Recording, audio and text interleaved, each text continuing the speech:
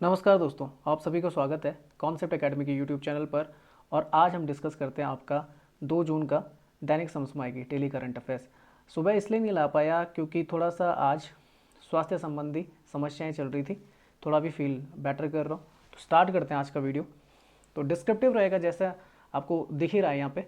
तो पहला क्वेश्चन लिखा हुआ है वर्ल्ड वर्ल्ड मिल्क डे के बारे में। तो लिखा हुआ वर्ल्ड मिल्क डे जो है 1 जून को मनाया जाता है। लिखा हुआ है, इंग्लिश में पढ़ लेता हूँ फिर हिंदी में पढ़ूंगा। World Milk Day is celebrated every year on the 1 June. The theme of the World Milk Day 2021, ये याद करें ना, sustainability in the dairy sector with the message of nutrition. The day was stabilize by the Food and the Agriculture Organization, याद रखना FAO, ये stabilize किया था in 2001 to appreciate the dairy farmers and the dairy sectors and the recognize the importance of the milk as the global food. India is the one of the largest producer of the milk in the world, सबसे बड़ा है। हिंदी में बात करें तो लिखा हुआ है विश्व दुग्ध दिवस हर साल 1 जून को मनाया जाता है। विश्व दुग्ध दिवस 2021 का विषय था sustainability in the dairy sector with the messages on the nutrition. Dairy किसानों और डेयरी क्षेत्र की सराहना करने और वैश्विक भोजन के रूप में दूध के महत्व को पहचानने के लिए खाद्य और कृषि संगठन द्वारा 2001 में इस दिवस की स्थापना की गई थी। भारत दुनिया में दूध के सबसे बड़े उत्पादकों में से एक है। भारत में एक आपका आया था flood, operation flood, operation flood, ये आपका वाइट रेवोल्यूशन से रिलेटेड है। वाइट रेवोल्यूशन से रिलेटेड है ये। आपका 80s के टाइम पे आया था, श्वेत क्रांति बोलते हैं जिसे। तो इसके जो आपके बोले जाते हैं, वाइट रेवोल्यूशन के पिता बोले जाते हैं भारत में, वो बोले जाते हैं वर्गीस कुरियन, डॉक्टर वर्गीस कुरियन। और इन्हीं की वजह से उसी टाइम पे आपका देखने को मिला था जो अमूल ब्रांड है आपका दूध के क्षेत्र में, वो भी इन्हीं का, बोल सकते हैं इन्हीं का प्रयास था जो ये बना था। अच्छा, बात करें अगर फूड एंड एग्रीकल्चर ऑर्गेनाइजेशन की, तो उसका हेडक्वार्टर आपको रोम इटली में देखने को मिलेगा।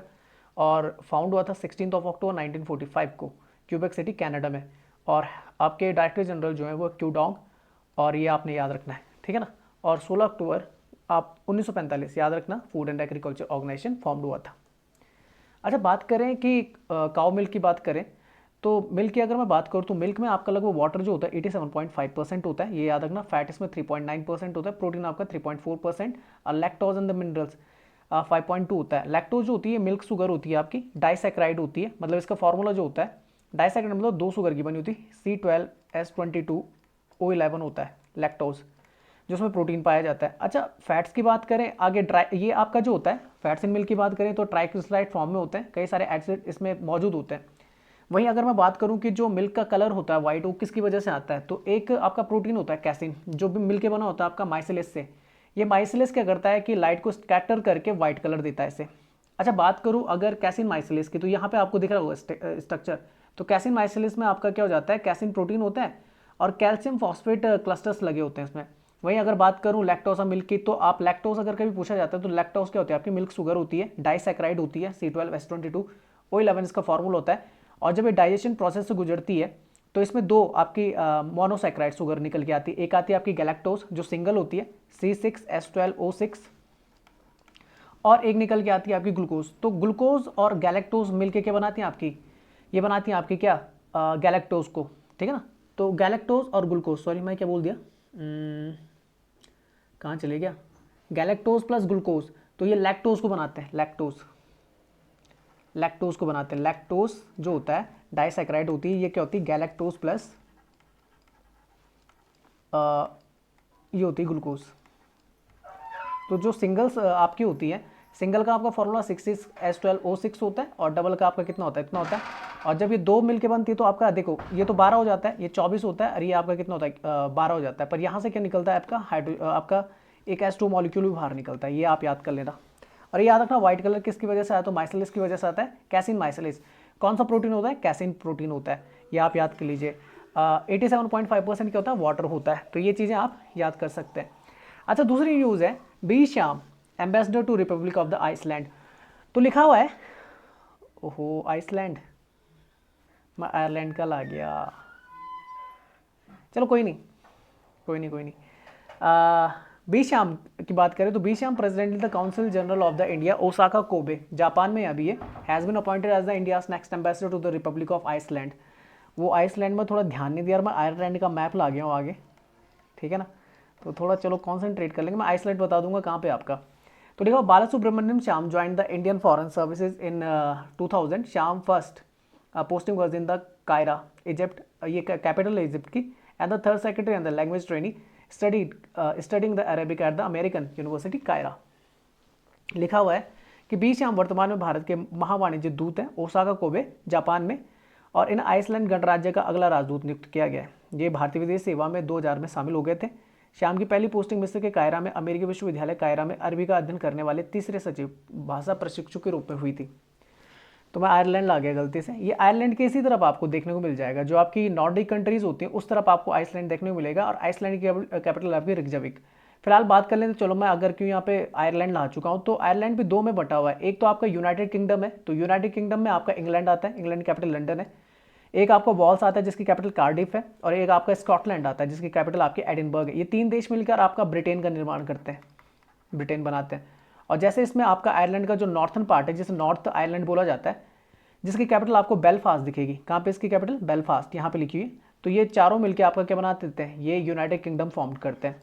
और बाकी को जो नीचे वाला रीजन है ये आपका कैसा इंडिपेंडेंट है, इसे बोलते हैं रिपब्लिक ऑफ आयरलैंड, और इसकी कैपिटल आपकी डबलिन। बात करें तो इसके वेस्ट की तरफ अटलांटिक ओशन है। अगर आप नॉर्थ की तरफ जाएंगे तो नॉर्थ चैनल लगा हुआ है। अगर ईस्ट की तरफ आते हैं तो आयरिश सी है। साउथ ईस्ट की तरफ आते हैं सेंट जॉर्ज चैनल है। कभी पूछा जाता है सेंट जॉर्ज चैनल के बीच में, तो आयरिश सी में देखने को मिलेगा। ये रिपब्लिक ऑफ आयरलैंड और वॉल्स के बीच में, ये बोल सकते हैं आप ब्रिटेन और किसके बीच में? आपका आयरलैंड के बीच में सेंट जॉर्ज चैनल है। तो ये याद कर लीजिए। अच्छा, एक यहाँ पे इंग्लिश चैनल, इंग्लिश चैनल किसके बीच में? तो ये आपका इंग्लैंड और फ्रांस के बीच में। यहीं पे आपका डोवर स्ट्रीट लगती है। क्या लगती है? Dover street. ये आप याद कर लेना। नेक्स्ट चलते हैं, नेक्स्ट न्यूज है आपकी, RBI announces the FPI investment limit. तो लिखा हुआ, the Reserve Bank of India has inform that the limit for the foreign portfolio investment during the current fiscal in the government security, GSec जिन्हें बोला जाता है, and the state development loans will remain the unchange at the 6% and 2% respectively. तो जी जो आपकी government securities पे जो आपका क्या है स्टेट जो आपका लोन है, तो करंट फिस्कल ईयर में कितना रखा गया? वो 6% ही रखा गया, और इसमें आपका एसडीएल्स में कितना रखा गया? 2% रखा गया है। The allocation of the incremental changes in the GSEC limit is absolute terms over the two subcategories will be retained at the 50-50। तो देखा, भारतीय रिजर्व बैंक ने सूचित किया है कि चालू वित्त वर्ष के दौरान गवर्नमेंट सिक्योरिटीज और स्टेट डेवलपमेंट लोन्स में फॉरेन पोर्टफोलियो इन्वेस्टमेंट जो आपका है उसे 6% एफबीआई के थ्रू, ठीक है ना। तो जो सीमा होगी इन्वेस्टमेंट होगी, तो आप गवर्नमेंट सिक्योरिटीज में 6% के हिसाब से आप क्या कर सकते हैं? इन्वेस्ट कर सकते हैं, जबकि आपका जो स्टेट डेवलपमेंट लोन्स उनमें 2% के हिसाब से आप रख सकते हैं। ये आपका पहले जैसा ही है, अपरिवर्तित रखा गया है। और लिखा हुआ, दोनों उप श्रेणियों में जीसैक सीमा समग्र शर्तों सहित में वृद्धिशील परिवर्तनों का आवंटन 50-50 रखा गया है। बात करें अगर देखो एफडीआई एफपीआई, इससे पहले भी समझा चुका हूँ, एक होता है फॉरेन डायरेक्ट इन्वेस्टमेंट, एक होता है फॉरेन पोर्टफोलियो इन्वेस्टमेंट। अगर मैं बोलूँगा डिग्री ऑफ कंट्रोल की बात करूँगा मैनेजमेंट ऑफ द बिजनेस में, तो ये हाई पे होता है और ये आपका नन होता है। इन्वेस्टमेंट हॉरिजॉन देखा जाता है, लॉन्ग टर्म आपकी इन्वेस्टमेंट होती है, ये आपका शॉर्ट टर्म इन्वेस्टमेंट होती है। अच्छा, अगर किसी बोलते हैं कि अगर एफडीआई आनी है देश में, तो उसका जो ईजी ऑफ एंट्रेंस होता है वो आपका क्या, सॉरी ईज ऑफ एंट्रेंस होता है वो आपका डिफिकल्ट होता है, इतना आसान नहीं होता किसी भी कंपनी का जैसे भारत में आके बिजनेस करना। जबकि एफपीआई जो आता है वो बॉन्ड्स और किसके स्टॉक्स के थ्रू आता है, तो ये काफ़ी आसान होता है। एग्जिट भी काफ़ी ज़्यादा आसान नहीं होता किसके लिए? एफडीआई के लिए, जबकि इसका आसान होता है। इन्वेस्टमेंट जो होता है वो funds, R and D, technology, strategies, know how and the technical knowledge के थ्रू आप एफडीआई के थ्रू आ सकते हैं। और जो एफपीआई होता है केवल फंड्स के थ्रू ही आता है। इम्पैक्ट क्या होता है? तो एफडीआई जो होती है वो किसी भी देश की जीडीपी को ग्रो करने में मदद करती है, जबकि एफपीआई का कुछ लेना देना नहीं होता जीडीपी कॉन्ट्रीब्यूशन में। ये एक हिसाब से केवल कैपिटल को क्या करती है? आपकी इंक्रीज करती है, कैपिटल अकाउंट को इंक्रीज करती है। वैसे कैपिटल अकाउंट को दोनों ही पार्ट है। टारगेट जो होता है वो स्पेसिफिक कंपनी होती है, और ये फाइनेंशियल मार्केट को करता है। अच्छा, एक और चीज़ है, एफडीआई जब आता है तो ये एम्प्लॉयमेंट जनरेट करता है, ठीक है ना, क्योंकि ये कंपनी आपकी क्या, जैसे कोई भी कंपनी आई बाहर से, जैसे सैमसंग मान लीजिए, तो भारत में क्या करेगी? भारत के लोगों को जो बेरोजगार है उन्हें रोजगार भी देगी, और यहाँ पर क्या करेगी? अगर प्रॉफिट भी कमाती है तो वो सरकार के, मतलब सरकारों को ये सारा फायदा होता है, सरकार को टैक्स भी मिल जाता है और यहाँ के लोगों को रोजगार मिल जाता है, जबकि एफपीआई में ऐसा देखने को नहीं मिलता। बात करें तो बैलेंस ऑफ पेमेंट की बात करें, दो अकाउंट होते हैं, करंट अकाउंट, कैपिटल अकाउंट, कई बार समझा चुका हूँ। कैपिटल अकाउंट का पार्ट होता है इन्वेस्टमेंट में एफडीआई एंड एफआईआई, एफआईआई को बोलते हैं एफपीआई, ठीक है ना। लोन्स में गवर्नमेंट और ईसीबीज आ जाती है, और बैंक अकाउंट में आपका एनआरआईज आ जाता है। और करंट अकाउंट में दो अकाउंट आते हैं आपके, एक विजिबल अकाउंट आता है, एक इनविजिबल अकाउंट आता है। विजिबल में crude oil, cars, mobile, computer, gold, ETC आ जाता है, जबकि इनविजिबल में आपका सर्विसेज, इनकम्स एंड ट्रांसफर आ जाते हैं। बात करें आरबीआई की, तो आरबीआई का फॉर्मेशन हुआ था, एक कमीशन आया था, यंग हिल्टन कमीशन, ये आप याद कर लीजिए। यंग हिल्टन कमीशन आया था, उसकी रिकमेंडेशन थी 1926 में, जिसके थ्रू आपका आरबीआई एक्ट 1934 के थ्रू आपका क्या बन गया था, 1 अप्रैल 1935 को स्टेबलाइजमेंट हो गया था किसका, आरबीआई का। आरबीआई के जो पहले थे आपके वो सर ऑसबॉर्न स्मिथ थे, सर ऑसबॉर्न स्मिथ, ये पहले हैं आपके गवर्नर थे किसके, आरबीआई के। और सीडी देशमुख पहले कौन थे, सीडी देशमुख जो थे वो पहले थे आपके, थर्ड थे वैसे, और पहले इंडियन थे सीडी देशमुख, ये आप याद कर लीजिए। ठीक है, अभी कौन है गवर्नर, तो शक्तिकांत दास है, ये आप याद कर सकते हैं। अच्छा, आरबीआई में आपके 4 डेप्यूटी गवर्नर भी होते हैं, तो अभी जिनका अपॉइंटमेंट हुआ है वो है आपके रविशंकर, इन्होंने बीपी कानूनगो की जगह ली है, और ये ज्वाइन करेंगे महेश कुमार जैन, माइकल देवत पात्रा और एम राजेश्वर राव को। वहीं अगर बात करें कि आपकी जो मॉनिटरी पॉलिसी कमेटी होती है, जो आपकी फॉर्म हुई थी 2016 में, जो आपकी उर्जितार पटेल कमेटी बैठी थी आई थिंक 2013-14 में, तो उसके रिकमेंडेशन से एफपीसी कमेटी आपकी बन गई थी। इसमें क्या था कि जितने भी आपके रेट होते हैं, repo rate, reverse repo rate, bank rate, इनके बोल सकते हैं, इनको रिव्यू करने के लिए 3 मेंबर आते थे आपके गवर्नमेंट से, गवर्नमेंट के होते हैं, 3 होते हैं आपके किससे, आरबीआई से। तो 3 जो गवर्नमेंट के होते हैं वो शशांक भिड़े, आशिमा गोयल है और जयंतार वर्मा है। जबकि आरबीआई से देखा जाएगा तो मृदुल के सागर है, माइकल देवत पात्रा और शक्तिकांत दास है। बात करें अभी जो आपके करंट रेट चल रहे हैं, वो सीआरआर का चल रहा है 3% पे, एसएलआर चल रहा है 18% पे, रेपो रेट 4% पे, रिवर्स रेपो रेट 3.35% पे, मार्जिनल स्टैंडिंग फैसिलिटी रेट 4.25% पे, बैंक रेट आपका 4.25% पे चल रहा है। नेक्स्ट न्यूज़ की बात करें तो लिखा हुआ है IBM to offer the courses on the quantum computing, IIT Madras has announced a collaboration with the IBM on the quantum computing education and research. This collaboration will provide the IIT Madras faculty, researchers and the student with the access to the IBM quantum system and the tools over the IBM cloud to accelerate the joint research in the quantum computing. Quantum computing offers the opportunity to solve the computationally interactable problems. Hindi में लिखा हुआ है कि IIT Madras ने quantum computing शिक्षा और अनुसंधान पर आईबीएम के साथ सहयोग की घोषणा की है। यह सहयोग क्वांटम कंप्यूटिंग में संयुक्त अनुसंधान में तेजी लाने के लिए आईआईटी मद्रास के संकाय, शोधकर्ताओं और छात्रों को आईबीएम क्लाउड पर आईबीएम के क्वांटम सिस्टम और उपकरणों तक पहुंच प्रदान करेगा। क्वांटम कंप्यूटिंग कंप्यूटेशनली इंटरैक्टेबल प्रॉब्लम्स को हल करने का अवसर प्रदान करेगा। तो आईबीएम की बात कर लेता हूँ मैं।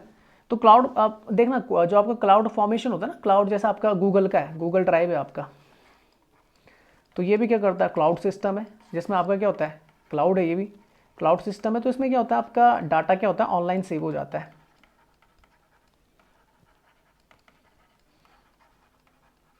ठीक है ना। अच्छा, आईबीएम की बात करें तो आईबीएम जो आपका इंटरनेशनल बिजनेस मशीन कहा जाता है इसे, और इसके सीईओ अभी कौन है, तो अरविंद कृष्णा है, भारतीय मूल के। फाउंडर थे इसके चार्ल्स रेनेड फ्लेंट, और ये बना था 16 जून 1911 को। इसका हेडक्वार्टर आपको न्यूयॉर्क यूनाइटेड स्टेट्स में देखने को मिलेगा।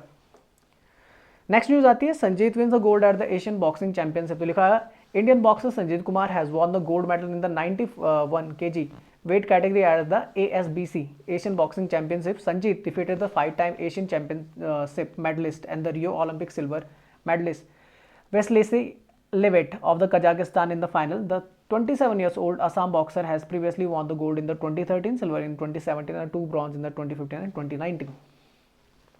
तो लिखा हुआ है भारत के मुक्केबाज संजीत कुमार ने एएसबीसी एशियाई मुक्केबाजी चैंपियनशिप में 91 किलोग्राम भार वर्ग में स्वर्ण पदक जीता है।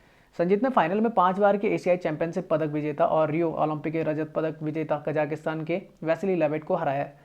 27 वर्षीय असम के मुक्केबाज ने इससे पहले 2013 में स्वर्ण, 2017 में रजत और 2015-19 में 2 कांस्य पदक भी जीते हैं। नेक्स्ट न्यूज आती है, countries first NFT market place launch हो गया। तो लिखा इंडियाज लार्जेस्ट क्रिप्टो एक्सचेंज वजीर एक्स, ये नाम याद रखना, announced the country's first NFT market on the 31st of May 2021. NFT के बाद बता देता हूँ, the platform which will be used to trade the non-fungible token is run on the Binance Smart Chain, a blockchain platform created by the Binance. Binance is one of the largest crypto exchange in the world, which acquired the Wazir X back in the 2019. तो हिंदी में लिखा हुआ है भारत के सबसे बड़े crypto exchange वजीर x, ये नाम याद रखना। 31 मई 2021 को देश के पहले NFT बाजार की घोषणा की है। नॉन फंजिबल टोकन के व्यापार के लिए इस्तेमाल किया जाने वाला मंच बाइनेंस द्वारा बनाए गए blockchain platform Binance smart chain पर चलाया जाएगा। बाइनेंस दुनिया के सबसे बड़े क्रिप्टो एक्सचेंजों में से एक है जिसने 2019 में वजीरेक्स का अधिग्रहण किया था। अच्छा, बात करूं अगर ब्लॉकचेन टेक्नोलॉजी क्या होती है आपकी, तो blockchain is the system of the recording information. ये क्या करता है, इन्फॉर्मेशन को रिकॉर्ड करता है in a way that the makes it difficult और इम्पॉसिबल टू चेंज। इस तरीके से बनाता है कि कठिन हो जाता है या लगभग आप नामुमकिन समझिए, कोई इसे ब्रेक कर सकता है, चेंज कर सकता है, हैक कर सकता है, चीट द सिस्टम, मतलब कोई भी इसे क्या नहीं कर सकता, आपका हैक नहीं कर सकता। अब blockchain is essentially a digital ledger. किस तरीके का लेजर होता है, डिजिटल लेजर है। आप इस पर आप अपना ट्रांजेक्शन रख सकते हैं, ट्रांजेक्शन लेजर ये होता है आपका, that is duplicated and distributed across the entire network of the computer system on the blockchain. ये बिल्कुल आपका क्या होता है, सभी के लिए इंडिपेंडेंट होता है, ओपन होता है, और कोई भी किसी के अकाउंट पे क्या नहीं कर सकता, हैकिंग नहीं कर सकता। हैक करने की कोशिश करेगा तो पूरा जो सिस्टम होगा वो आपका क्या हो जाएगा, डिस्ट्रॉय हो जाएगा। वहीं अगर नॉन फंजेबल टोकन की बात करूं तो is a unit of the data stored on a digital ledger. तो एनएफटी जो होता है, नॉन फंजेबल टोकन होता है, ये ब्लॉकचेन के अंदर आपका क्या होता है, एक डिजिटल लेजर के अंदर क्या होता है, डाटा स्टोरिंग कैपेसिटी होती है, called a blockchain that certifies digital assets of the unique and therefore not interchangeable. NFT can be used to represent the items such as the photos, videos, audios and other types of the digital files इसमें रखी जा सकती हैं।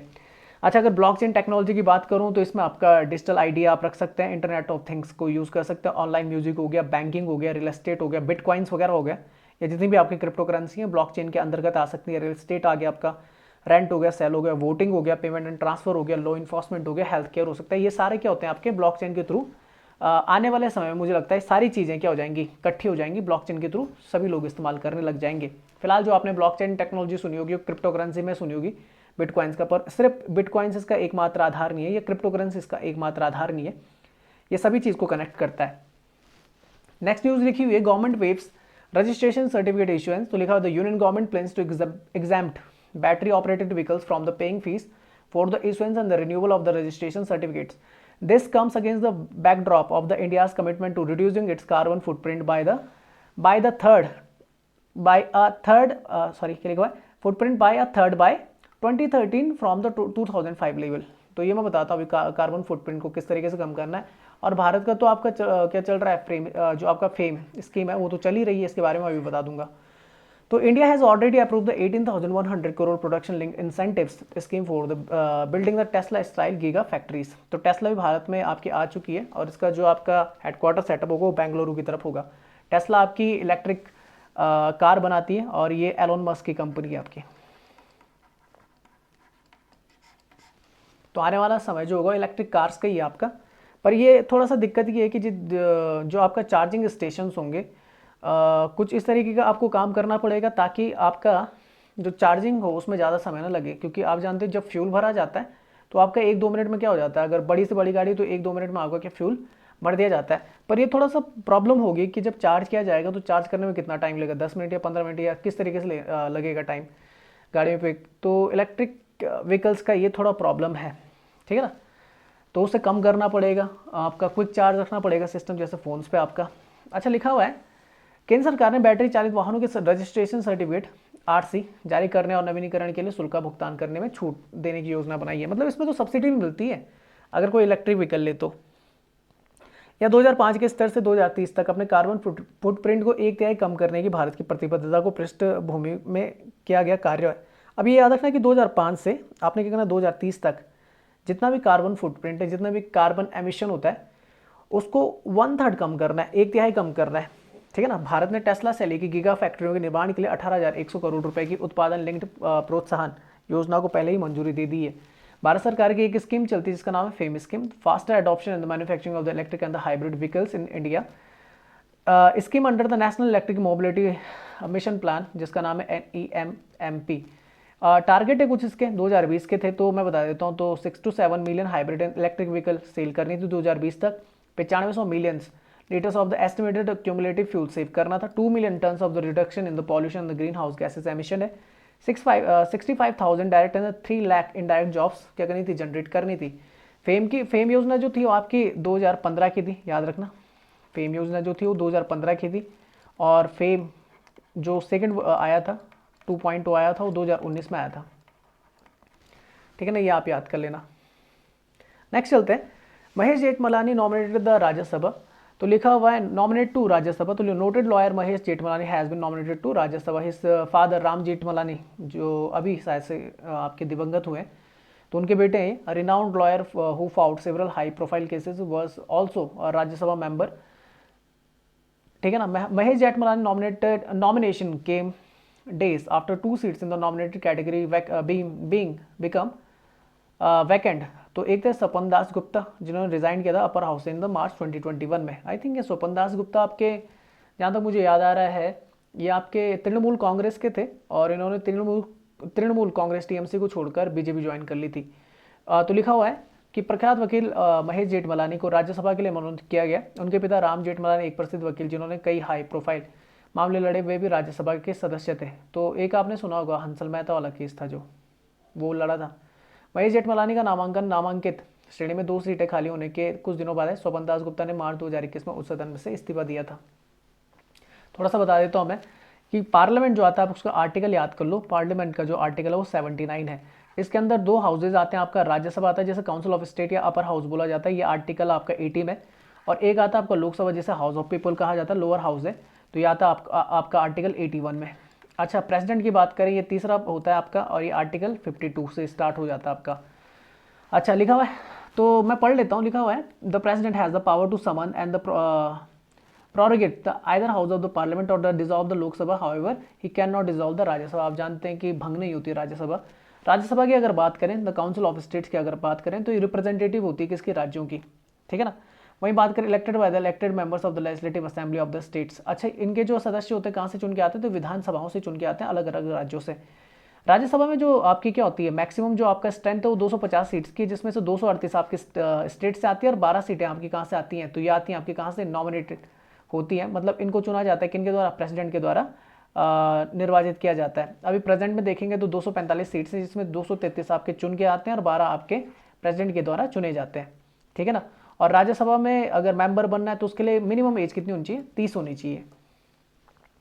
अच्छा, बात करें कि राज्यसभा के बारे में बात करें तो 3 अप्रैल 1952 को बन गई थी और फर्स्ट सेशन जो था उसका 13 मई 1952 को चलाया गया था।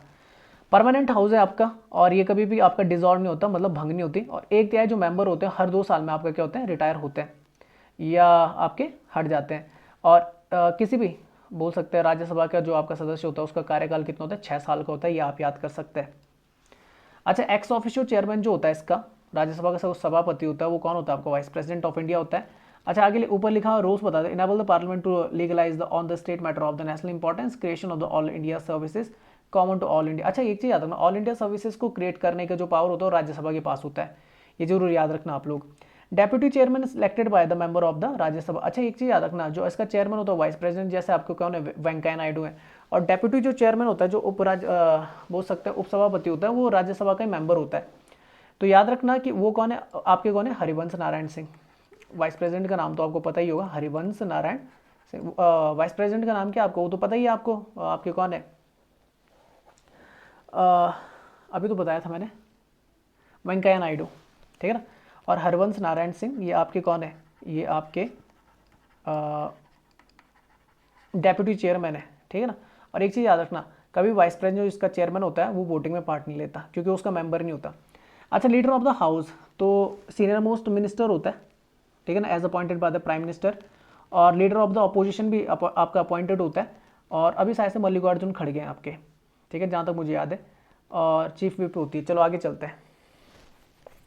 नेक्स्ट न्यूज़ आती है, लिखा हुआ है Maratha community to get the 10% EWS quota. तो इकोनॉमिकल वीकर सेक्शन के लिए महाराष्ट्र की सरकार ने मराठाओं को 10% क्या दे दिया, कोटा दे दिया। तो लिखा हुआ था Maharashtra government has inform that the Maratha community can avail of the benefit under the 10% EWS economically weaker section quota in the government jobs and the education. On the May 5, 2020, on the Supreme Court struck down the Maharashtra state government decision to grant the reservation of the Maratha community state education jobs exceeding the 50%. हो क्या रहा था कि पहले वहाँ पे लगभग 50% के आसपास आपका आरक्षण दे रखा था SC, ST, EWS सब में, और आई थिंक मराठाओं को उसमें भी डाला हुआ था आपका, किसमें, बैकवर्ड क्लासेस में भी डाला हुआ था। तो 50% हो चुका था, अलग से इनको 16% देने की मांग उठ रही थी। तो ये लगभग कितना क्रॉस कर देता, लगभग 65-66% के आसपास आ जाता। तो इस पर सुप्रीम कोर्ट ने रोक लगा दी थी। तो ये आप याद रख सकते हैं। और कंडीशन आप जानते हैं इसकी, कंडीशन क्या है कि 50% से ज़्यादा किसी भी राज्य को क्या अलाउड नहीं है कि वो क्या करे, रिजर्वेशन दे। 50% से ज़्यादा नहीं दे सकता रिजर्वेशन, आप केवल और केवल 50% तक रख सकते हैं। इसके लिए केस था आपका Indira Sahni versus government of India या यूनियन ऑफ इंडिया, एक केस था आपका जिसमें ये फैसला लिया गया था कि आरक्षण को 1993 का था, ये लिया गया था कि रिजर्वेशन को आप 50% से ऊपर नहीं रख सकते। आपको 50% तक रिजर्वेशन रख सकते हो और 50% बाकी का जितना भी परसेंट होगा वो अनरिजर्व सीट्स के लिए रहेगा। अब देखते हैं गवर्नमेंट क्या करती है इस पर। अच्छा, एक और चीज़ आपने याद रखना है कि ईडब्ल्यूएस से रिलेटेड आपका एक 103rd अमेंडमेंट है, कॉन्स्टिट्यूशनल अमेंडमेंट एक्ट है। तो ये याद रखना, ये एक्ट आया था 2019 में, जिसमें क्या था कि वीकर सेक्शंस को 10% आरक्षण दिया जाने की बात की गई थी। तो ये आपका इनेक्टेड हुआ था लोकसभा में, जब आया था तो पास हुआ था 8 जनवरी 2019 को, और राज्यसभा में हुआ था 9 जनवरी 2019 को, असेंटेड हो गया था बाई प्रेसिडेंट 12 जनवरी 2019 को। एक चीज़ और याद रखनी है कि कंफ्यूज मत होना, अगर बिल की बात की जाएगी, जैसे मैं बता देता हूँ, पहले आपकी जो कोई भी बोल सकते हैं एक कमेटी फॉर्म्ड होती है, किसी भी बिल को बनाने के लिए कमेटी फॉर्म्ड होती है जो एक ड्राफ्ट को तैयार करती है। ड्राफ्ट को तैयार करने का मसौदा होता है, उसको तैयार करने के बाद बिल बनता है, और बिल हमेशा कहाँ, दोनों हाउसेज में क्या होता है आपका, लोकसभा और राज्यसभा में आपको लाना पड़ता है। इसके बाद बिल जब इन दोनों जगह से पास होकर प्रेसिडेंट के पास जाता है और वहाँ से साइन हो जाता है, तो बिल किस में बदल जाता है, फिर एक्ट में बदल जाता है। तो बिल और एक्ट में यही प्रोसेस है कि पार्लियामेंट वहाँ पे क्या देता है, अपना इंटरफेयर देता है, ठीक है ना। तो लोकसभा राज्यसभा प्रेसिडेंट के बाद ही एक्ट बनता है। तो कंफ्यूज मत होना, ये जो आपका था ये बिल कौन सा था, कॉन्स्टिट्यूशन 124 था। अगर बिल की बात की जाएगी 124 नंबर का बिल था, जबकि 103 नंबर का क्या था, आपका एक्ट था, ठीक है ना। बिल पब्लिश जो हुआ था 8 जनवरी 2019 को हुआ था और इंट्रोड्यूस किया था थावरचंद गहलोत ने। अच्छा, नेक्स्ट न्यूज़ आती है, WhatsApp name the grievance officer. भारतीय सरकार के जब बोल सकते हैं कि फोर्स डालने के बाद ये अपना क्या करेगा, शिकायतकर्ता ऑफिसर रखेगा। तो लिखा हुआ, WhatsApp has finally announced it's grievances officer for the India. It has named Paresh B. Lal as its grievances officer for the country. Now users can contact the Paresh B. Lal through a post box in the Banjara Hills in the Hyderabad, Telangana. याद रखना कहाँ पे है इनका headquarter, तो हैदराबाद तेलंगाना में। India's new IT rules require the significant social media intermediaries to appoint a grievances officer, nodal officer and the chief compliance officer। तो लिखा हुआ है, व्हाट्सएप ने आखिरकार भारत के लिए अपने शिकायत अधिकारी की घोषणा कर दी है। इसने भारत के लिए अपने शिकायत अधिकारी के रूप में परेश बी लाल को नामित किया है। अब उपयोगकर्ता हैदराबाद तेलंगाना में बंजारा हिल्स में एक पोस्ट बॉक्स के माध्यम से परेश बी लाल से संपर्क कर सकेंगे। भारत के लिए आईटी नियमों में महत्वपूर्ण सोशल मीडिया मध्यस्थों के द्वारा शिकायत अधिकारी, नोडल अधिकारी और मुख्य अनुपालन अधिकारी नियुक्त करना अनिवार्य है। अगर व्हाट्सएप की बात करूं तो ब्रायन एक्टर और जैन कॉम इसके डेवलपर थे। जनवरी 2009 में आपका व्हाट्सएप इंट्रोड्यूस हुआ था। 2013 में इसका अधिग्रहण किसके द्वारा कर दिया गया था, फेसबुक के द्वारा। तो ये आप याद कर सकते हैं। नेक्स्ट चलते हैं, Canara Bank appoint the S K Majumdar as the CFO। तो लिखा हुआ Canara Bank has appointed the S K Majumdar as its chief financial officers with the immediate effect. He will replace the V. Ramachandra, who is the chief general manager.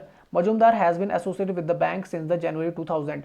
He is a chartered accountant and the cost accountant by the qualification. He has over the 21 years of the experience in the banking in various capacities and the departments. तो लिखा हुआ है, Canara bank ने तत्काल प्रभाव से S K Majumdar को अपना चीफ फाइनेंशियल ऑफिसर नियुक्त किया। वह वी रामचंद्रन की जगह लेंगे जो चीफ जनरल मैनेजर है। मजूमदार जनवरी 2000 से बैंक से जुड़े हुए हैं और वह चार्टर्ड अकाउंटेंट और कॉस्ट अकाउंटेंट है।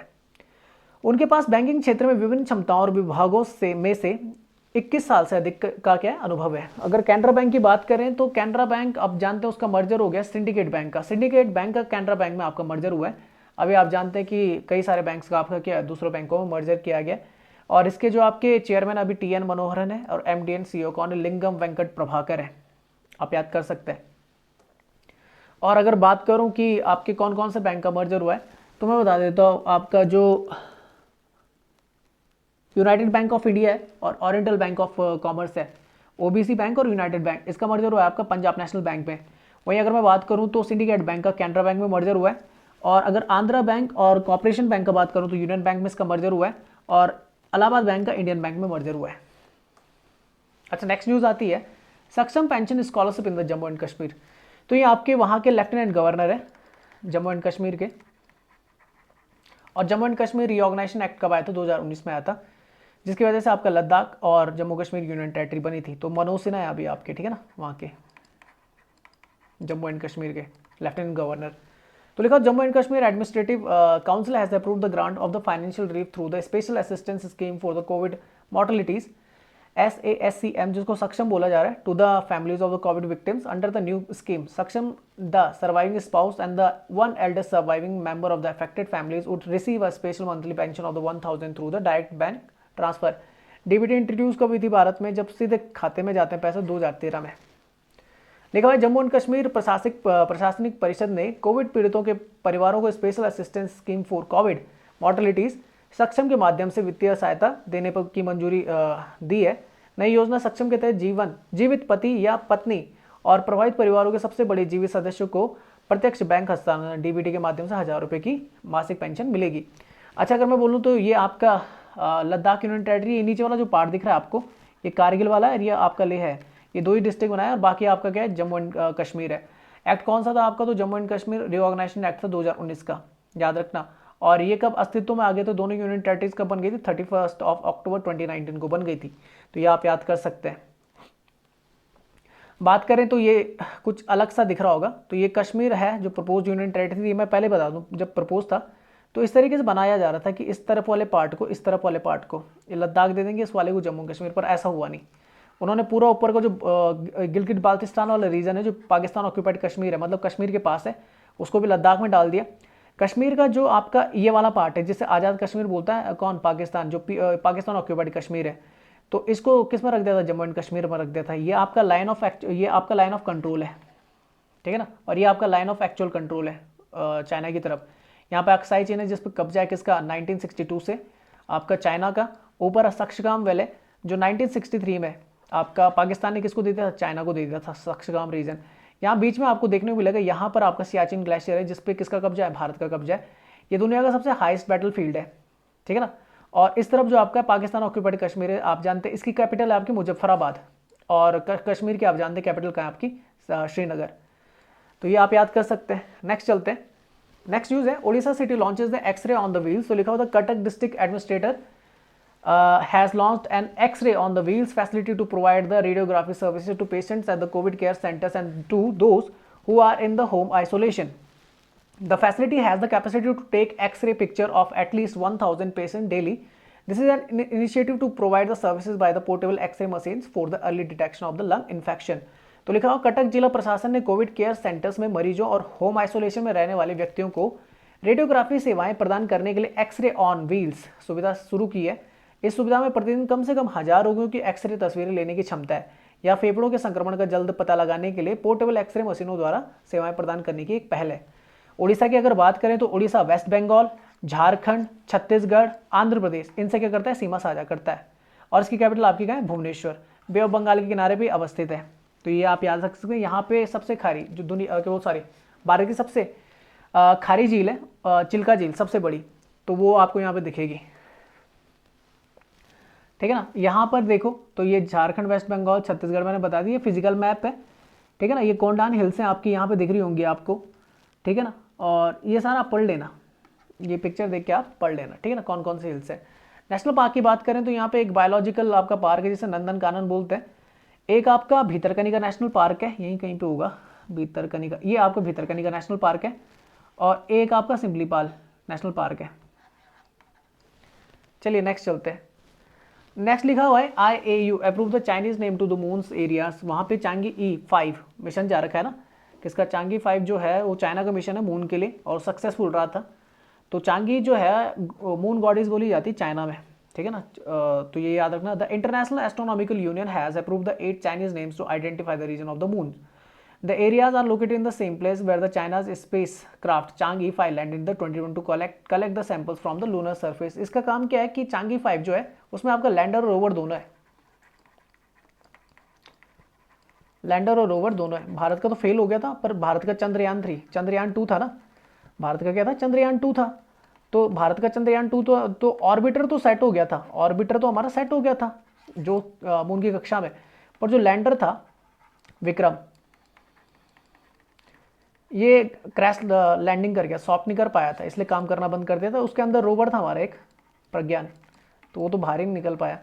पर अब क्या है कि ऑर्बिटर तो हमारा सेट है, अब फिर से हम लैंडर और रोवर भेजेंगे, वो चंद्रयान 3 के थ्रू भेजेंगे इस साल के लास्ट तक। तो ये याद कर लेना, उनका लैंडर और रोवर उतर गया था, तो जहाँ जहाँ उतरा है, जहाँ जहाँ से वो सैंपल कलेक्ट करेगा, मिट्टी इकट्ठा करेगा कहाँ की, चांद की, तो वो अप्रूव किया आईओ ने नाम, तो मून पे रखा है जहाँ जहाँ पे वो करेगा। तो एक का नाम रखा है मॉन्स हुआ, मॉन्सैंग, पीक्स यू, ठीक है ना, शैनकुओ, ल्यू हुई। ये नाम याद करने की जरूरत नहीं है, ठीक है ना, सिर्फ मिशन याद करना, चांगी 5, ठीक है ना, सॉन्ग इंग जियांग, ठीक है ना, स्टैसियो तियानचुन और शुओ गुआंगवी। तो ये हिंदी में पढ़ लेता हूं मैं। तो लिखा, अंतर्राष्ट्रीय खगोलीय संघ ने चंद्रमा पर क्षेत्रों की पहचान करने के लिए 8 चीनी नामों को मंजूरी दी है। ये क्षेत्र उसी जगह स्थित है जहां चीन का अंतरिक्ष यान चांग E5 2020 में चांद की सतह पर सैंपल लेने उतरा था। IAU ने चंद्रमा स्थलों के लिए जिन 8 नामों की मंजूरी दी हुए हैं, मानसुआ, मानसैंग, पेयुसियू, सैनकुओ, ल्यू हुई, सांग इन सिंह, स्टैटियो तियानचुआन और सू गुआंगक्वी, ठीक है ना। आगे चलते हैं। तो इस तरीके से भेजा गया था आपका चांगी, और यहाँ पर क्या लगाया था उसने, और ऑर्बिट किया था। उसके बाद उसने क्या कर दी, सॉफ्ट लैंडिंग कर दी थी, और फिर उसने वापस भी आना है सैंपल कलेक्ट करके। इसमें जो रोवर है उसका कई पार्ट है, जैसे इसमें देखो लगा हुआ था आपका सर्विस मॉड्यूलेटर लगा हुआ है, रिटर्न व्हीकल लगा हुआ है जो वापस आएगा, लैंडर लगा हुआ था जिसने लैंड किया था, और असेंट यूनिट लगी हुई है, ठीक है ना, सिग्नल्स के लिए। तो ये पूरा चांगी 5 का मिशन है। तो आप देख सकते हैं किस तरीके से काम किया था इसने। ये आपका उनका लैंडर है। चलिए नेक्स्ट न्यूज पढ़ते हैं। लिखा हुआ है, book on the Veer Savarkar by the Vikram Sampath. तो लिखा, historian Vikram Sampath has come up with the second and the concluding volume of the book on the life and the works of the Veer Savarkar, titled Savarkar A Contested Legacy 1924 to 1966. Thus this second volume will bring to the light the life of the works and the works of the Vinayak Damodar Savarkar from the 1924 to 1966, जब उनकी मौत हो गई थी। The book will be launched on the 26 July 2021 under the publication of the Penguin Random House India. अच्छा, आगे लिखा हुआ है, हिंदी में पढ़ लेता हूँ। तो इतिहासकार विक्रम संपत ने वीर सावरकर के जीवन और कार्यों पर सावरकर अ कंटेस्टेड लेगेसी 1924-1966 नामक पुस्तक का दूसरा और समापन खंड पेश किया है। 2 वॉल्यूम में आया था ये। तो ये लिखा हुआ है कि यह दूसरा खंड विनायक दामोदर सावरकर के जीवन कार्यों को 1924 से लेकर 66 में उनकी मृत्यु तक के समय पर प्रकाश डालेगा। पेंगुइन रैंडम हाउस इंडिया के प्रकाशन के तहत 26 जुलाई 2021 को पुस्तक का विमोचन किया जाएगा। कुछ चीज़ें पढ़ लेते हैं, जैसे वीर सावरकर से रिलेटेड या विनायक दामोदर सावरकर से रिलेटेड कि कौन कौन से ऑर्गेनाइजेशन और वर्क थे उनसे रिलेटेड। तो founded a secret society called the Abhinav Bharat society, उन्होंने फाउंड की थी। Went to the United Kingdom and was involved with the organizations such as the India House and the Free India Society, involved in the formation of the Hindu Mahasabha. 1916 में शायद से हिंदू महासभा आपकी form हुई थी। It was the president of the Hindu Mahasabha in the 1937 to 1943 में रहे थे। Savarkar wrote a book title the history of the war of the independence, Indian independence. अभी एक चीज़ याद रखना कि the first war of independence 1857, ये किसने लिखी, कार्ल मार्क्स ने। ये लिखी कार्ल मार्क्स ने, ये आपने याद रखना है, ठीक है ना। और इसी नाम पे, यानी इसी को रीड करके बाद में सावरकर ने लिखी the history of the war of the independence Indian, क्योंकि ये क्वेश्चन मैं गलत कर चुका, एक पेपर में पूछा गया था, तो कार्ल मार्क्स ना लिख के मैंने सावरकर लिख दिया था, थोड़ा सा कंफ्यूजन हो गया। तो कंफ्यूज मत हो जाना कि अगर ऐसा आएगा लिखा हुआ कि द इंडिया, ठीक है ना, the first independence, Indian independence, क्या लिखा हुआ था, हाँ, the first war of Indian independence 1857, तो कार्ल मार्क्स की है। The history of the war of the Indian independence, तो वो आपकी सावरकर की है, in which he wrote about the guerrilla warfare tricks used in the 1857 sipahi mutiny. He also wrote the book Hindutva, who is Hindu, तो ये भी याद रख लेना। अच्छा, ट्रायल एंड सेंटेंसेस देख लेते हैं। तो लिखा हुआ, arrested in the 1909 on the charges of the plotting and armed revolt against the Parliamentary Reforms Indian Council Act 1909, arrested in the 1910 for his connection with the revolutionary group India House. One of the charges of the Savarkar with abetment to murder of the Nasik collector Jackson, and the second was waging a conspiracy under the Indian Penal Code 121A against the King Emperor. Following the 2 trials, Savarkar was convicted and sentenced to the 50 years imprisonment, 50 साल की jail हुई थी, also known as the काला पानी, and transported to 1911 to the Salwar jail in the Andaman and Nicobar. He was not considered by the British government as the political prisoner. Death, he died on the 26th of February 1966 due to the fasting on his own wish of the death. अच्छा, अभिनव Bharat society की बात करें, young India society बोलते हैं। It was a secret society founded by the Vinayak Damodar Savarkar and his brother Ganesh Damodar Savarkar. 1904 में बनी थी Abhinav Bharat society. Initially founded at the Nasik as Mitra Mela, the society was associated with the several revolutionaries and the political activities with the branches in the various part of the India and London. India house की बात करें तो it was founded by the Shyamji Kishan Verma, याद कर लेना ठीक है ना, 1905 में लंदन में फाउंड हुई थी India house. It was open to promote the nationalist views among the Indian student in London.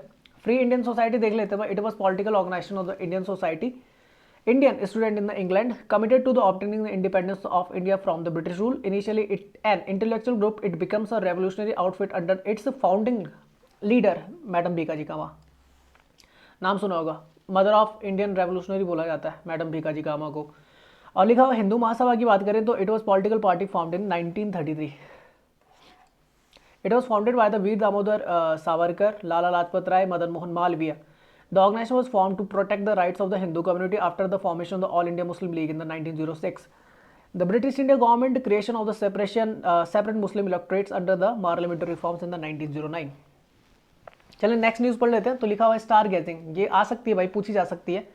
ये बायोग्राफी किसकी, रवि शास्त्री की. तो cricket legend, commentator and one of the team India's most successful coaches Ravi Shastri has penned a book titled The Stargazing, The Players in My Life. The Stargazing, The Player in My Life, he writes about the some 60 extraordinary talent he has met from the across the world who have inspired him. The book is co-authored by the Shastri and Ayaz Menon and is expected to be out in the 2021. तो लिखा cricket के दिग्गज commentator और team India के सबसे सफल कोचों में से एक रवि शास्त्री ने star gazing the players in my life नामक एक पुस्तक लिखी है. Star gazing the player in my life में उन्होंने विश्व भर से मिले लगभग 60 असाधारण प्रतिभाओं के बारे में लिखा है जिन्होंने उन्हें प्रेरित किया था. पुस्तक के सह लेखक शास्त्री और अयान मेमन है और 2021 में इसके विमोचन की उम्मीद है. तो आगे चलते हैं. आगे लिखा हुआ है IIT Ropar develop the MB tag. तो लिखा हुआ IIT Ropar has developed a device that record the temperature during the transportation of the vaccine body organ and the bloods. MBTAG is a USB safe device that continuously records the temperature of its immediate surrounding from the -42 plus 80 degree. अच्छा, the device has been developed by the researchers at IIT Ropar. IIT Ropar आपका जो है वो गुजरात में, IIT रोपड़ गुजरात नहीं, पंजाब में रूपनगर के नाम से जाना जाता है रोपड़. ये आपके इंडस वैली सिविलाइजेशन साइड है. आगे लिखा हुआ है by researcher at the IIT Ropar technology innovation hub Awadh, agri and the water tech development hub. Awadh का मतलब लखनऊ से मत लगा देना, यहाँ पे अवध की फुल फॉर्म है agri and the water tech development hub and the startup scratchness. तो लिखा हुआ है IIT रोपड़ ने एक ऐसा उपकरण विकसित किया है जो टीकों, शारीरिक अंगों और रक्त के परिवहन के दौरान तापमान रिकॉर्ड करता है. एमबीटैक एक USB के आकार का उपकरण है जो अपने आसपास के तापमान को -40 से 80 डिग्री तक लगातार रिकॉर्ड कर सकता है. डिवाइस को IIT Ropar technology innovation hub Awadh, agri and the water tech development hub और स्टार्टअप स्क्रैचनेस्ट के शोधकर्ताओं द्वारा विकसित किया गया. अच्छा, -40 क्यों है तो मैं बता देता हूँ. देखो अभी दो तरीके के आपके थर्मामीटर आते हैं. एक आपका मरकरी से रिलेटेड होता है, मरकरी थर्मामीटर होता है. एक आपका एथेनॉल होता है या जिसे बोलते हैं अल्कोहल. तो -38.83 डिग्री सेंटीग्रेड, लगभग 40 डिग्री सेंटीग्रेड माइनस में आपका जो होता है मरकरी आप यूज़ कर सकते हो -40 तक. उसके बाद क्या होता है, ये फ्रीज होने लग जाता है, जमने लग जाता है. तो ये याद कर लेना. उसके बाद कौन सा यूज़ किया जाता है, उसके बाद आपका अल्कोहल किया जाता है. वो -114.1 डिग्री सेंटीग्रेड मतलब लगभग आपका 115 डिग्री सेंटीग्रेड माइनस तक काम कर सकता है.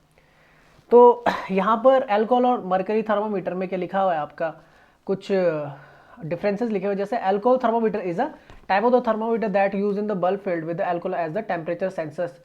अच्छा, मरकरी जो होता है वो आपका bulb filled with the mercury as a temperature sensor. आप याद रखना कि इसमें अल्कोहल भरा जाता है, इसमें मरकरी भरा जाता है. Liquid inside the bulb can be pure alcohol toluene and the kerosene होता है. इसमें आपका केवल और केवल मरकरी होता है. ये लेस टॉक्सिक होता है, ये हाईली टॉक्सिक होता है. अच्छा, ये जो होता है लो टेम्परेचर में ज़्यादा अच्छा काम करता है और ये आपका हाई टेम्परेचर में ज़्यादा अच्छा काम करता है.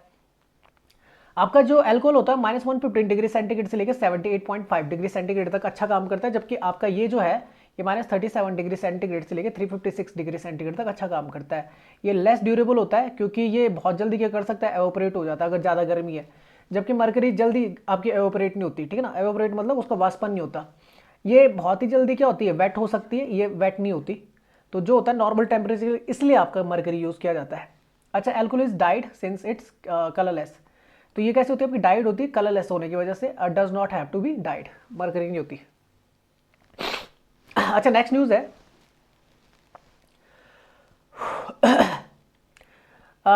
Tamil Nadu government to give the cash to the temple workers. तो लिखा होता है Tamil Nadu government has announce the cash assistance of ₹4,000 along with the 10 kg rice and the 15 varieties of the dry ration to support temple workers and the priest during the ongoing COVID-19 pandemic. This move will benefit the 14,000 temple workers and the priest, Minister of Hindu Religions and the Charitable Endowments Department P. K. Sekar Babu made the announcement on the 31st of May 2021. तो लिखा हुआ तमिलनाडु सरकार ने चल रहे कोविड-19 महामारी के दौरान मंदिर के कार्यकर्ताओं और पुजारियों को समर्थन करने के लिए 10 किलो चावल और सूखे राशन की 15 किस्मों के साथ 4,000 रुपए की नगद सहायता की घोषणा की है। इस कदम से 14,000 मंदिर कार्यकर्ताओं और पुजारियों को फायदा होगा। हिंदू धार्मिक और धर्मार्थ बंदोबस्ती विभाग के वहां पर है एम के स्टालिन अभी, ठीक है ना, वहां के तमिलनाडु के कौन है, एम के स्टालिन, ये सीएम है वहां के, डीएमके से आते हैं, पार्टी का नाम डीएमके। तो शेखर बाबू ने 31 मई 2021 की उसकी घोषणा की। ये आपका तमिलनाडु है, आंध्र प्रदेश, कर्नाटक और केरला से क्या लगा था, अपनी बाउंड्री शेयर करता है, ये आप याद कर सकते हैं। यहीं पे आपका कौन सा, पुदुचेरी भी, यहाँ पे कराईकल भी है और पुदुचेरी, दोनों का आपके तमिलनाडु में ही है, ठीक है। और ये याद कर सकते हो यहाँ पे कौन कौन सी रिवर है, तो कावेरी रिवर मेन रिवर है यहाँ की। पाक स्ट्रीट है, इसके गल्फ ऑफ मन्नार हो गई पाक स्ट्रीट, श्रीलंका और किसके बीच में, भारत के बीच में। चलिए आगे चलते हैं। अच्छा नेक्स्ट न्यूज लिखी हुई है, Magma Fincorp appoint the Poonawalla as the chairman. तो Mumbai based non banking financial company Magma Fincorp limited on the 31st of May 2021 appointed the Serum institute of India. यार ये अब इसका इनका नाम तो याद कर लो, आधार पूनावाला, क्योंकि जो कोविशील्ड जो आपकी कौन सी है, ऑक्सफोर्ड एस्ट्राजेनेका की जो आपकी क्या है, आपकी वैक्सीन है, उसका भारत में प्रोडक्शन कौन कर रहा है, तो आपको लगी होगी, अगर आपको लग चुकी है तो कोविशील्ड, तो वो कौन कर रही है, पुणे बेस्ड आपकी कौन सी सीरम इंस्टीट्यूट ऑफ इंडिया है, और भारत को वैसे भी वैक्सीनेशन हब कहा जाता है। तो आधार पूनावाला उसके आपके क्या है, सीईओ हैं। तो अब क्योंकि चेयरमैन अपॉइंटेड हुए हैं किसके, मैग्मा फिनकॉर्प के, तो ये इंपॉर्टेंट हो जाता है। तो लिखा Magma Fincorp also appointed the Abhay Butata as the managing director, Vijay Deswal seasoned banker with the track record over the 2 decades will take the charge as the CEO at the Magma Fincroft from the first week of the July 2021। तो लिखा हुआ मुंबई स्थित गैर banking वित्तीय company Magma Fincorp limited ने 31 मई 2021 को serum institute of India के CEO आधार पूनावाला को कंपनी का अध्यक्ष नियुक्त किया है। मैग्मा फिनकॉर्प ने अभय बुटाड़ा को प्रबंधक निदेशक के रूप में नियुक्त किया। 2 दशकों से अधिक के ट्रैक रिकॉर्ड वाले अनुभवी बैंकर विजय देशवाल को क्या नियुक्त किया, सीईओ। आगे चलते तो ये बता दिया मैंने, भारत की 2 वैक्सीन यहाँ पर लग रही है, तीसरी आपकी कौन सी है, तो वो आपकी स्पुतनिक भी, ये आपके रशिया की है, गमाले इंस्टीट्यूट की है ये, और भारत में इसका निर्माण कौन करेगी, doctors Reddy, Hyderabad based company. एक भारत में 2 एक कोविशील्ड है आधार पूनावाला की जो सीरम इंस्टीट्यूट बना रही है, कि आपकी कोवैक्सीन है जो भारत बायोटेक बना रही है आपके के कृष्णा की, एल्ला कृष्णा की, ठीक है ना। अच्छा बात करें सीरम इंस्टीट्यूट, तो 1966 में फाउंड हुआ था, भारत बायोटेक 1996 में फाउंड हुआ था। नेक्स्ट न्यूज आता है, नेवी के डेप्यूटी चीफ वाइस एडमिरल है MS पवार, वो रिटायर हो चुके हैं। तो लिखा हुआ deputy chief of the naval staff vice admiral Muralidhar Sadashiv Pawar superannuated after the almost the 4 decades of the distinguished services on the 31st of May 2021. He looked after the served several important operations, including the operation undertaken during the Galwan Valley standoff between India and China. He was awarded the विशिष्ट सेवा medal, अति विशिष्ट सेवा medal, परम विशिष्ट सेवा medal. ये आपके अलग से दिए जाते हैं, जैसे आपके जो वॉर टाइम गैलेंट्री अवार्ड्स होते हैं या आपके पीस टाइम गैलेंट्री अवार्ड्स होते हैं, लिख लीजिए। वॉर टाइम पे जो दिए जाते हैं, वॉर टाइम के लिए जो दिए जाते हैं, वो दिए जाते हैं आपके वो दिया जाता है आपका, एक दिया जाता है PMV, ये दिया जाता है परमवीर चक्र, महावीर चक्र और वीर चक्र। और पीस टाइम के टाइम पे दिया जाता है, पीस टाइम में बता दें, जैसे वॉर टाइम ये होता है जब 2 देशों के बीच में युद्ध होते हैं, तब युद्ध में जो लड़ते हैं उनको दिए जाते हैं ये। पीस टाइम ये होता है अगर जैसे छोटी मोटी कोई झड़प हो गई, तो उस टाइम पे जो दिए जाते हैं वो होता है आपका अशोक चक्र, कीर्ति चक्र और शौर्य चक्र। उसके अलावा होते हैं आपके विशिष्ट सेवा मेडल। तो ये लिखा नौसेना स्टाफ के उप प्रमुख वाइस एडमिरल मुरलीधर सदाशिव पवार को 31 मई 2021 को लगभग 4 दशकों की विशिष्ट सेवा के बाद सेवानिवृत्त हुए। उन्होंने भारत और चीन के बीच गलवान घाटी गतिरोध के दौरान किए गए अभियानों सहित कई महत्वपूर्ण अभियानों का निरीक्षण किया है। उन्हें विशिष्ट सेवा मेडल, अति विशिष्ट सेवा मेडल और परम विशिष्ट सेवा मेडल तीनों से सम्मानित किया जा चुका है। इंडियन नेवी की अगर बात करें तो 1612 में आपकी फॉर्म हुई थी, पर इसको जो रॉयल कब तक रही थी तो 1947 से 1950 तक रॉयल इंडियन नेवी के नाम से रही थी। उसके बाद आपका किस 1950 में आपका जो कॉन्स्टिट्यूशन बन गया था हमारा, तो इंडियन नेवी के नाम पे फॉर्म हो गई थी। इसका जो आपका हेड होता है चीफ ऑफ नेवल स्टाफ, उसे एडमिरल बोलते हैं। ये 4 स्टार एडमिरल होता है, आपका 4 स्टार रैंक्ड होता है। और इसका जो मोटो है सम नो वरुणा, इसके क्या आपका मोटो सॉन्ग है या मोटो थीम है। और अभी कौन है आपके हेड, तो वो है आपके एडमिरल कौन है, करमबीर सिंह, ये आप याद कर लेना। और दिन कब मनाया जाता है, 4 दिसंबर को नेवी डे मनाया जाता है, ठीक है ना। चलो आगे चलते हैं, ठीक है। ठीक है, एडमिरल करमबीर सिंह, ये पढ़ लेना, ये नेवल का आपका इस साइन है और ये नेवल जैक का है। और ये बाकी आप पढ़ लेना यार, कौन कौन से fighter, helicopter, utility helicopter, patrol, ये सारे पढ़ लेना। अच्छा आगे लिखा हुआ WHO name the COVID-19 variant first found in the India. The world health organisation on the 31st May 2021 announced the new labels using the Greek alphabet for the various variant of the coronavirus disease. WHO has labeled the variant first identified in India. तो India में जो पाया गया B1617.2, इसको delta नाम दिया है। Another variant that was earlier found in India, उसका नाम है B16171, तो ये नाम जरूर याद रखना, उसको कप्पा नाम दिया है, तो हिंदी में पढ़ लेना। और आगे चलते हैं फिर। WHO कब बना था, तो आप जानते हैं WHO आपका कब बना था, 1948 में बना था, 7 अप्रैल को, जिस दिन आपका क्या मनाया जाता है, हेल्थ डे मनाया जाता है, ठीक है। और हेड कौन है उसके, तो आपके कौन है, टेड्रोस अधानोम, ये बता चुका हूँ मैं आपको, ठीक है ना। अच्छा अब चमत्कार हुआ है भाई, चाइना ने क्या किया है सॉरी, तो चाइना ने क्या किया, 3 चिल्ड्रन पॉलिसी को हरी झंडी दिखा दी है। तो हुआ क्या था कि पहले 2016 में क्या किया था, 2 चाइल्ड था, उस पॉलिसी को हाँ कर दिया था, अब 3 चाइल्ड को कर दिया है, क्योंकि अब थोड़ा डर गया है चाइना, क्योंकि जो रेट है, पॉपुलेशन रेट है, ग्रोथ रेट है, वो बहुत कम है, और खासकर जो यंग है उनकी पॉपुलेशन में कमी आ रही है। तो लिखा हुआ है China has allowed the couples to have the 3 child after the census data showed a steep decline in the birth rates. China scrapped its decade-old one-child policy in the 2016, replacing its 2-child limit, which has failed to lead the sustained upsurge in the birth. The change was approved during the Politburo meeting chaired by the President Xi Jinping on the 31st of May 2021. तो ये हिंदी में लिखा हुआ है, आप पढ़ सकते हैं। हुआ क्या कि एक टाइम था जब लगभग मान के चलिए कि चाइना की जो पॉपुलेशन थी बहुत तेज़ी से इंक्रीज हो रही थी, बहुत ही तेज़ी से। तो 1979 में डेंग ज़ाओपिंग के टाइम पे क्या हुआ था कि 1 चाइल्ड पॉलिसी इफेक्ट हो गई थी, कहाँ पे, आपका चाइना में। उसके बाद एक शार्प डिक्लाइन देखने को मिला, और डिक्लाइन होते होते 2016 में क्या हुआ कि इन्होंने अपनी जो 1 चाइल्ड पॉलिसी थी वो बदलकर 2 चाइल्ड पॉलिसी कर दी गई, क्योंकि बहुत ज़्यादा शार्प डिक्लाइन देखने को मिल रहा था वहाँ पे। बोल सकते हैं बच्चों के जन्म में, देख लीजिए आप यहाँ पे, देख लीजिए total number of the birth China पर 1000 पीपल, 1000 बच्चों में अगर आप यहाँ पे देखेंगे तो पहले क्या होता था, लगभग 20 के आसपास या आपका 25 के आसपास रहता था। अब वो घटकर कहाँ पे आ गया है, तो यहाँ पर 2020 में देख लीजिए वो 10 से नीचे आ गया है, कि हजार लोग केवल 10 बच्चे पैदा कर रहे हैं मिलके।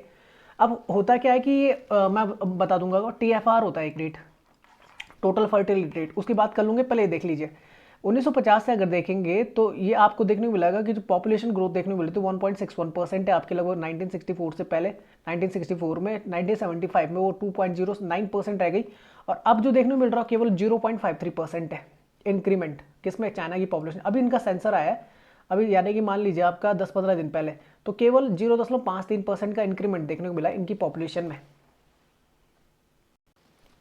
कंपैरिजन भी कर लेते हैं, तो 2000 से लेकर 2050 तक इंडिया और चाइना की अगर पॉपुलेशन की बात करेंगे, तो ये देखिए, ये जो आपका जा रहा है ना, चाइना का जा रहा है ये ऊपर की तरफ ऐसे, तो 1.3 ये बिलियंस में पॉपुलेशन, तो ये अपना पीक ले चुका है, 2030 से पहले पीक ले चुका है, अब डिक्लाइन होना स्टार्ट कर दिया, जबकि भारत की जो है वो ऊपर ही जाएगी, और भारत 2050 तक बिल्कुल क्या करेगा, ऊपर ही चढ़ता जाएगा। उसके बाद 2065 की बात बोल रहे हैं कि 2065 के बाद भारत की जो पॉपुलेशन वो डिक्रीज करना स्टार्ट कर देगी।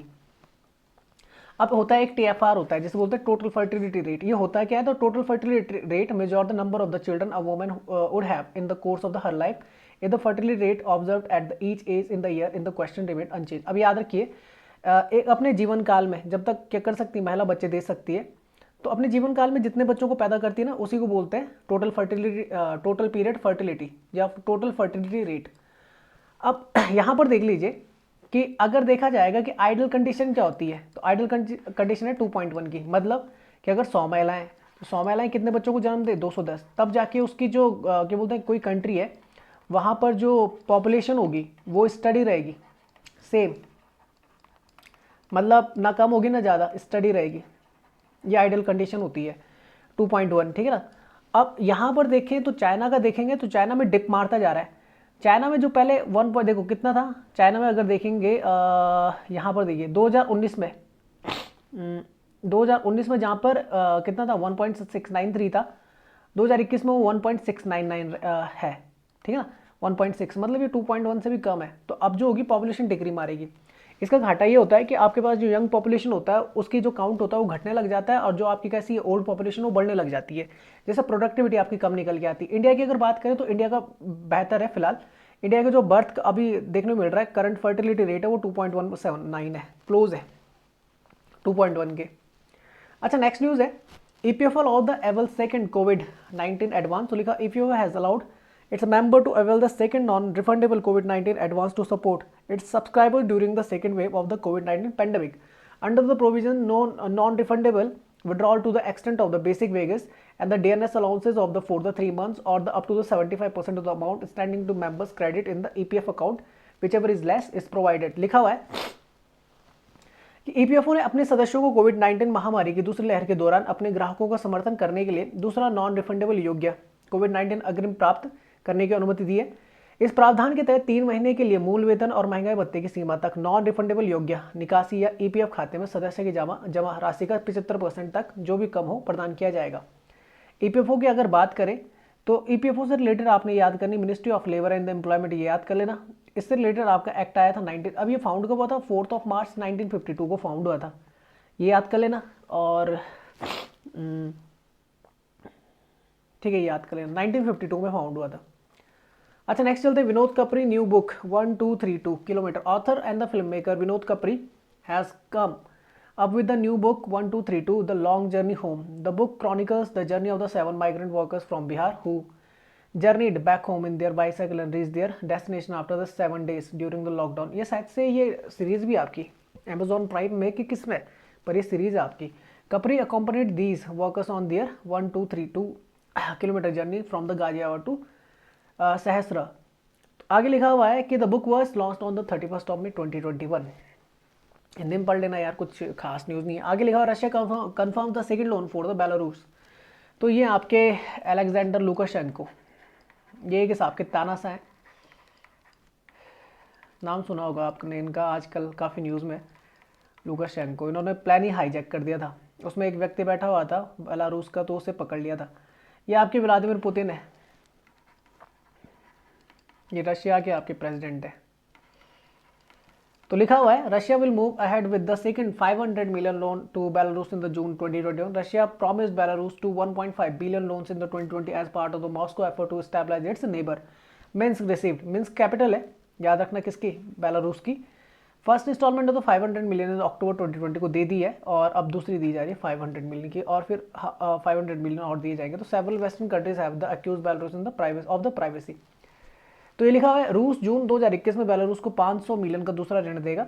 रूस ने अपने पड़ोसी के स्थायीकरण के लिए मॉस्को के प्रयासों के तहत 2020 में बेलारूस को $1.5 बिलियन का ऋण देने का वादा किया। मिन्स्क को अक्टूबर 2020 में 500 मिलियन की पहली किस्त मिली थी। कई पश्चिमी देशों ने बेलारूस पर समुद्री डकैती का आरोप लगाया है।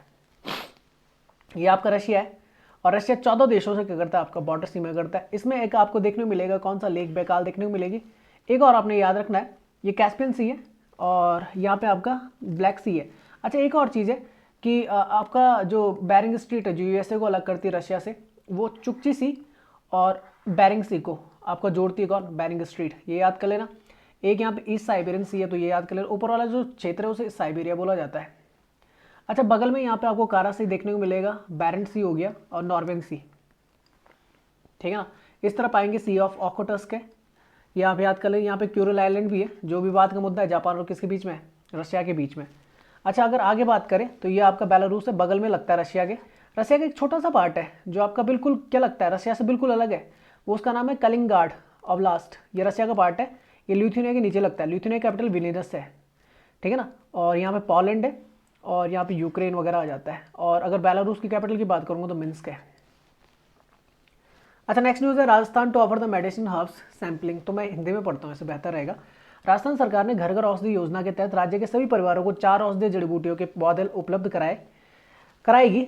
मेगा योजना का लक्ष्य राज्य में रहने वाले सभी 1,26,50,000 परिवारों तक पहुंचना है और वे 4 चयनित औषधि जड़ी बूटियां तुलसी, अश्वगंधा, गिलोय और कालमेघ के पौधे घर से ले जा सकते हैं। ठीक है ना, अच्छी योजना है। अच्छा, पंचवर्षीय योजना के लिए 210 करोड़ रुपए की राशि स्वीकृत हुई है। तो ये आपका राजस्थान है। तो ये इंटरनेशनल बॉर्डर लगाता है पाकिस्तान से और नेशनल बॉर्डर से पंजाब, हरियाणा, उत्तर प्रदेश, मध्य प्रदेश और गुजरात से लगाता है। कैपिटल इसकी जयपुर है। ठीक है ना, ये आपका फिजिकल मैप है, आप देख लेना। अच्छा, नेक्स्ट आता है एक फायर इन द माउंटेन्स। ये भारत की एक मूवी है, तो दिख ही रहा होगा आपको जैसे पिक्चर में। तो लिखा हुआ फिल्म निर्माता अजीत पाल सिंह ने की प्रशंसित film fire in the mountains ने 19वें Indian film festival of Los Angeles में सर्वश्रेष्ठ फीचर फिल्म के लिए ऑडियंस अवार्ड जीता है। 19वें संस्करण में 17 भाषाओं में से 40 फिल्मों का प्रदर्शन किया गया था, जिसमें से 16 महिला निर्देशकों की फिल्में शामिल थी। फायर इन द माउंटेन्स जो सिंह की पहली निर्देशित फीचर फिल्म है को फेस्टिवल में शुरुआती रात में दिखाया गया था। चलो नेक्स्ट चलते हैं। अच्छा, नेक्स्ट न्यूज़ है कि किलर स्क्वाड्रन का वार्षिक पुरस्कार समारोह रखा गया। तो 22वें मिसाइल वेसल स्क्वाड्रन के जहाज़ों ने 28 मई 2021 को मुंबई डॉकयार्ड में अपना वार्षिक पुरस्कार समारोह मनाया। उपयुक्त रूप से किलर्स नाम से पुकारे जाने वाले ये तेज जहाज भारतीय नौसेना के पहले प्रहार हथियार है। वह पहले मारो और जोर से मारो के एकमात्र उद्देश्य और आदर्श वाक्य के साथ जीते। इस लड़ाकों के वीरता पूर्वक कार्यों को याद करने के लिए 4 दिसंबर को नौसेना दिवस मनाया जाता है। तो याद रखना किस पॉलिसी में काम करते हैं, याद रखना hit first and hit hard. अच्छा, नेक्स्ट न्यूज़ है अशोक कुमार जो है वो ऑफिशियल बाउट रखेंगे ओलंपिक्स में। तो ये एकमात्र रेफरी है आपके किसमें, जो टोक्यो ओलंपिक जो अब होगा आपका, तो वहाँ पर रेसलिंग फेडरेशन ने इन्हें रखा है। तो एकमात्र इंडियन है, इनका नाम याद रखना अशोक कुमार। वही अगर मैं बात करूँ देखो तो आपका टोक्यो ओलंपिक 2020 है, पर 2021 में होगा। आप जानते हैं कोविड की वजह से। इससे पहले रियो में हुआ था, रियो डी जेनेरियो 2016 में। उससे पहले लंदन में हुआ था 2012 में। उससे पहले बीजिंग में हुआ था 2008 में। एथेंस में हुआ था 2004 में। आपका सिडनी में हुआ था 2000 में। आपका अटलांटा में 1996, बार्सिलोना में आपका 1992। एथेंस में आपके पहले आपके क्या हुए थे ओलंपिक गेम में थे 1896 में। और ओलंपिक कमेटी का फॉर्म हुई थी 1894 को। थॉमस बाक के कौन है, इसके हेड है। अच्छा, आने वाले जो होंगे वो पेरिस 2024 में होगा फ्रांस में, और लॉस एंजलिस अमेरिका में होगा 2028 में ओलंपिक, समर ओलंपिक।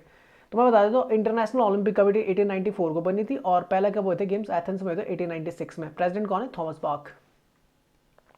अच्छा, ये जो आपकी 5 रिंग्स आती हैं ओलंपिक में, ये क्या करती हैं, तो ये कंट्रीज को रिप्रेजेंट करती है। जैसे आपकी ब्लू जो होती है वो करती है यूरोप को, ब्लैक करती है आपका अफ्रीका को, रेड करती है आपको अमेरिका को, और ये हमारा एशिया है जो येलो में, और ओशिनिया को करता है, ओशिनिया मतलब ऑस्ट्रेलिया को करता है आपका ग्रीन से। अच्छा, US hand over the key military base to Afghanistan. तो लिखा अमेरिका ने अफगान को सौंपा प्रमुख सैन्य अड्डा। तो अब वहां से बाहर निकलने की कोशिश कर रहा अमेरिका भी। तो लिखा अमेरिका ने 28 मई 2021 को राजधानी काबुल में स्थित एक प्रमुख सैन्य अड्डा अफगान बलों को दे दिया है। एक समारोह में न्यू काबुल कंपाउंड को अमेरिका की ओर से अफगान रक्षा मंत्रालय को सौंपा गया।